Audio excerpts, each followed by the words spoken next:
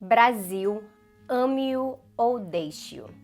Se você estudou a história do Brasil na escola, você provavelmente está achando que esse vídeo aqui de hoje é para te contar um pouco da ditadura civil-militar que se iniciou em 64, para eu falar talvez do ditador mais cruel de todo o período, o Médici, para enfatizar toda a evidência reconhecida cientificamente sobre perseguição, tortura, desaparecimento e também mortes, tudo executado pela ditadura, ou para descrever detalhadamente o AI-5 que acabou com as nossas liberdades políticas no Brasil e que praticamente decretou o fim da oposição.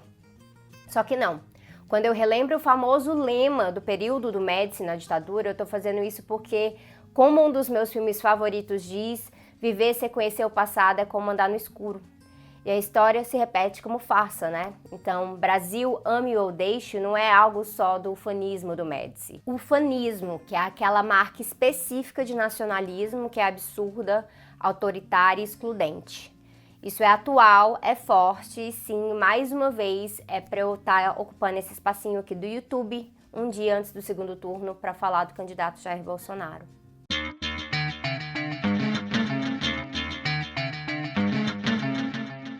No domingo passado, o candidato Jair disse com todas as letras num vídeo que ele postou no seu próprio canal de YouTube e outras redes que os seus opositores teriam apenas um de dois destinos sob o seu governo: irem para fora do país ou serem presos. Eu vou colocar aqui para vocês. Perderam ontem, perderam em 2016 e vão perder a semana que vem de novo. Só que a faxina agora será muito mais ampla.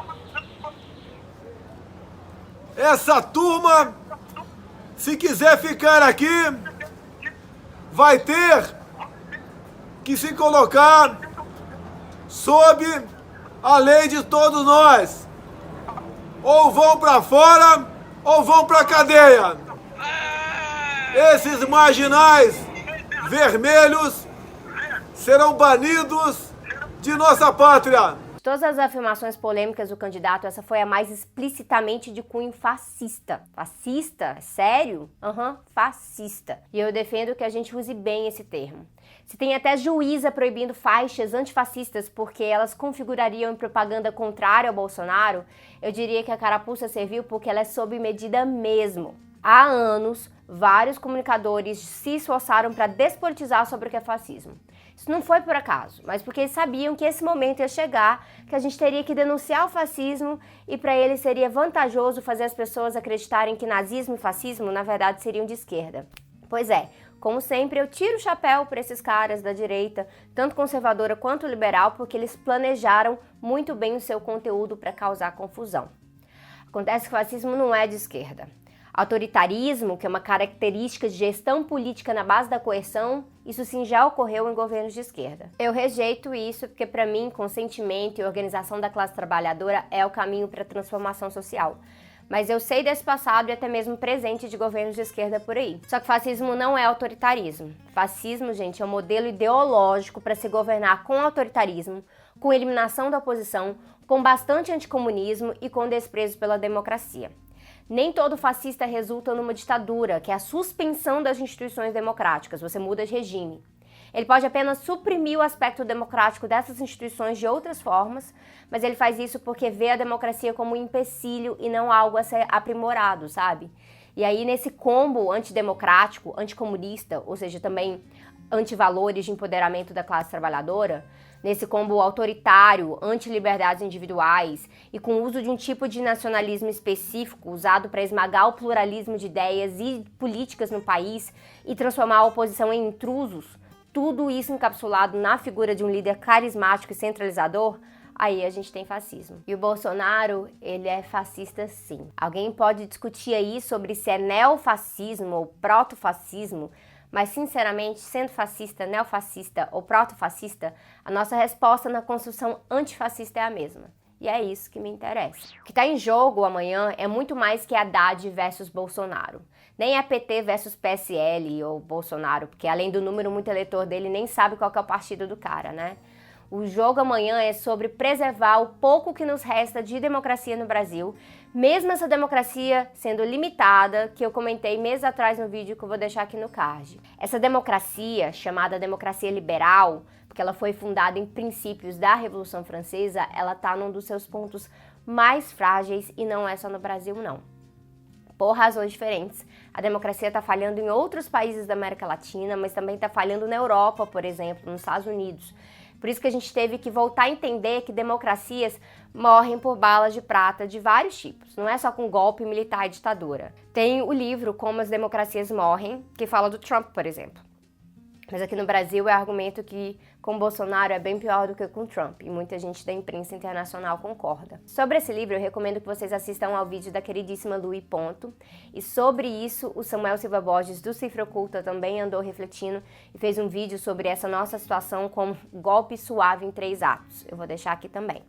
São materiais para a gente contextualizar que quando o Bolsonaro fala que os seus opositores ou terão que ir para fora ou vão para cadeia, não é só mais uma fala qualquer dele, não é uma brincadeirinha, não é ele falando coisas de impacto para agradar a multidão, mas que na verdade ele não vai fazer nada disso e tal. O que me lembra o quão curioso é o fato que numa campanha a gente passa o tempo todo convencendo eleitores que o nosso candidato vai cumprir as suas promessas, mas quando é o Bolsonaro tem gente do campo dele que duvida e argumenta que na verdade ele não vai cumprir as promessas dele. Eu acho isso curioso, mas na verdade é muito perigoso. A declaração do candidato Jair chega pra gente após o vídeo em que ele insinuou que ele iria metralhar os petralhas do Acre, além do escândalo do Caixa 2, em que empresários teriam pago para que empresas disparassem mensagens antipetistas no WhatsApp, o que, somado aos seguidores e apoiadores autênticos do candidato na rede, transformou fake news e calúnias no verdadeiro motor da sua campanha e manchou todo o processo eleitoral. O TSE mesmo demonstrou a sua inaptitude para lidar com a situação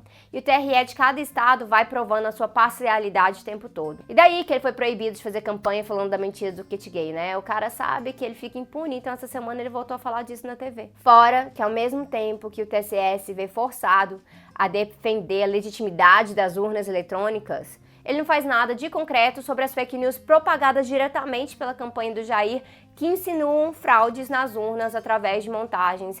E também aquela declaração também de cunho autoritário em que ele diz que não reconhecerá resultado das eleições que não seja favorável a ele. Enquanto isso, o vídeo do Eduardo Bolsonaro insinuando como seria fácil prender ministros do STF é justificado como resposta a uma hipótese fora de contexto, como toda desculpa que eles dão, e aí fica por isso mesmo. São brincadeirinhas, dizem, são declarações fora de contexto, eles também dizem.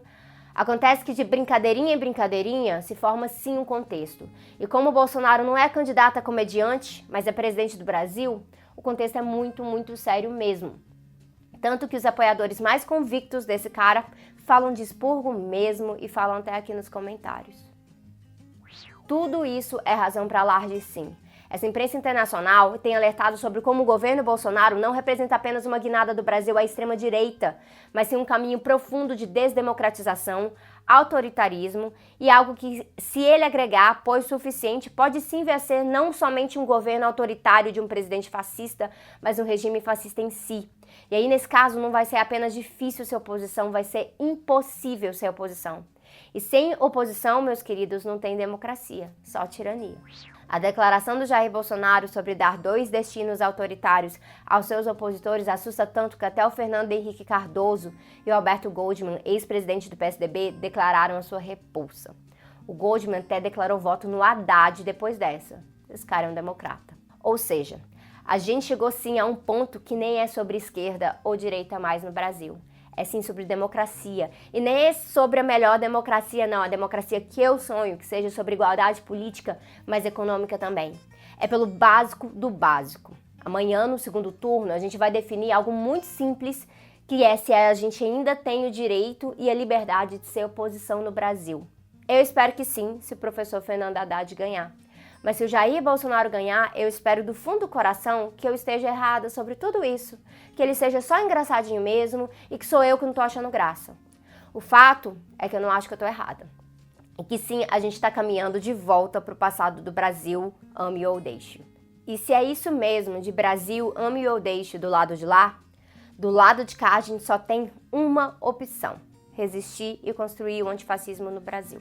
A verdadeira escolha é Brasil, você quer um democrata ou um fascista no poder? Porque pessoas como eu podem até ter o privilégio político de ir para fora do país se tudo apertar, mas essa eleição não é sobre mim. Essa eleição nem é sobre mim ou sobre você, a gente votando num candidato que não é o seu ideal, ou como eu tenho dito para quem quer votar nulo, não é sobre você se isentar e achar que isso vai fazer limpar sua consciência diante de dois candidatos que não te contemplam totalmente. Essa eleição é sobre a liberdade de uma sociedade toda. Essa eleição é sobre democracia. Isso vale a luta, galera. E isso vale, sim, votar 13 amanhã.